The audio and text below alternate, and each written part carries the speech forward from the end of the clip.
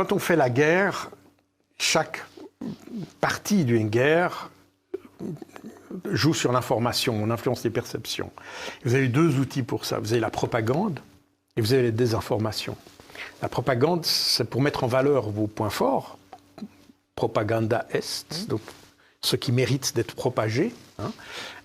Et puis, la désinformation, c'est pour tromper votre adversaire sur vos intentions. Les États-Unis se considéraient comme une nation à part, comme une nation, je dirais pas messianique dans le sens où elle doit apporter la rédemption au monde, mais isolationniste, c'est-à-dire qu'elle est à part, elle est d'une certaine façon pure, parce qu'elle est détachée du monde ancien qui a été corrompu, alors qu'eux considèrent l'Amérique comme la terre des origines, la terre édénique, disons, même la terre d'avant le premier péché. Quand vous êtes un défenseur, vous faites l'accent sur la propagande, parce que vous essayez de montrer comme vous êtes fort, et vous essayez de mettre en évidence vos points forts pour dissuader l'adversaire.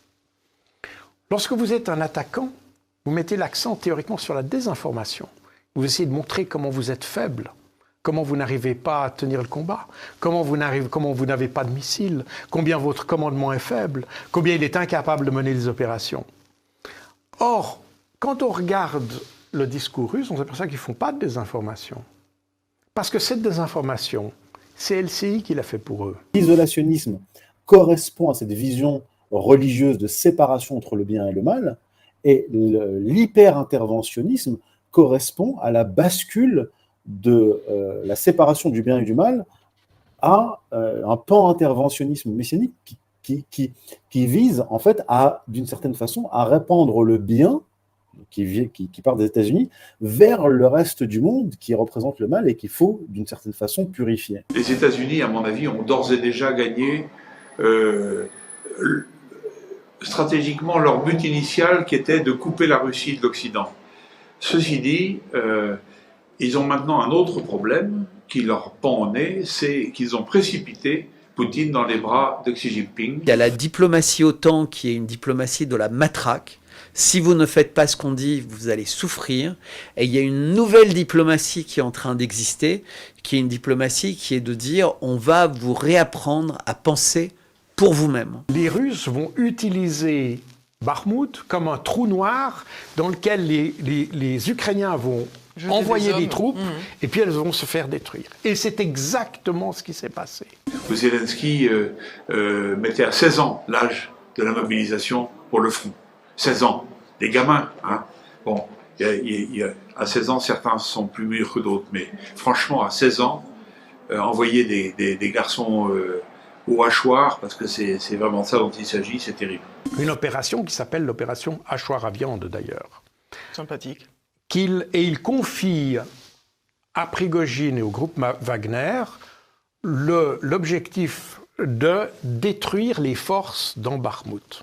Pas de prendre Bakhmout, de détruire les forces dans Bakhmout.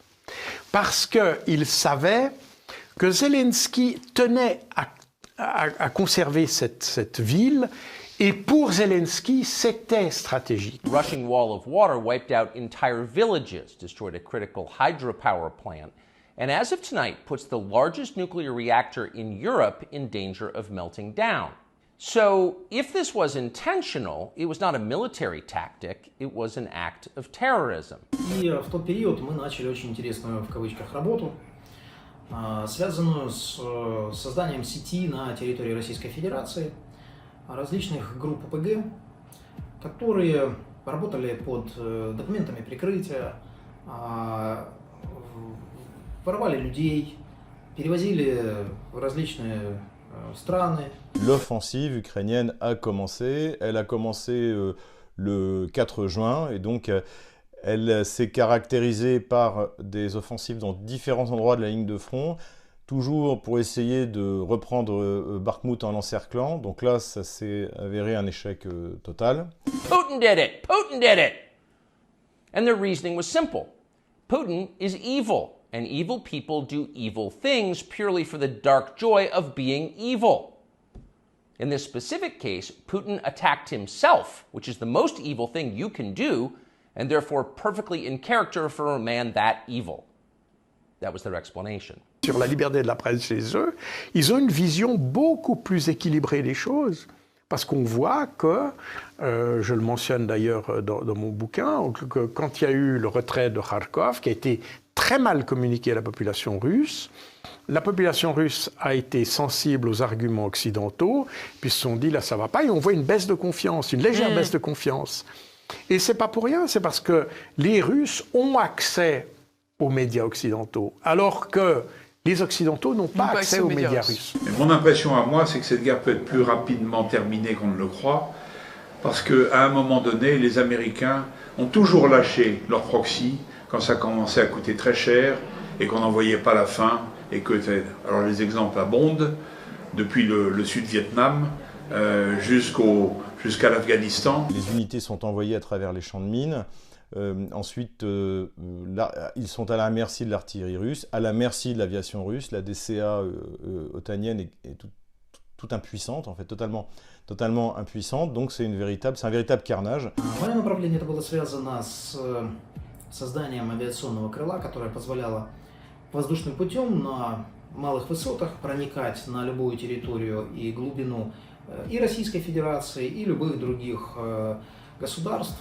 При этом перевозить и оружие, и взрывчатку. Ранее руководством украинской разведки обсуждался вопрос создания, возможности создания и переброски грязной ядерной бомбы. On est en train de constituer une alliance de fait militaire colossale. L'OTAN en face, c'est rien. Hein. Je peux vous dire que c'est rien. C'est pour ça que je disais que la guerre est gagnée de l'autre côté, parce que l'OTAN, on ne fera tuer aucun soldat américain pour l'Ukraine. Hein. On préférera faire tuer Zelensky d'un accident d'hélicoptère ou d'un accident d'autobus, hein, si vous voyez ce que je veux dire.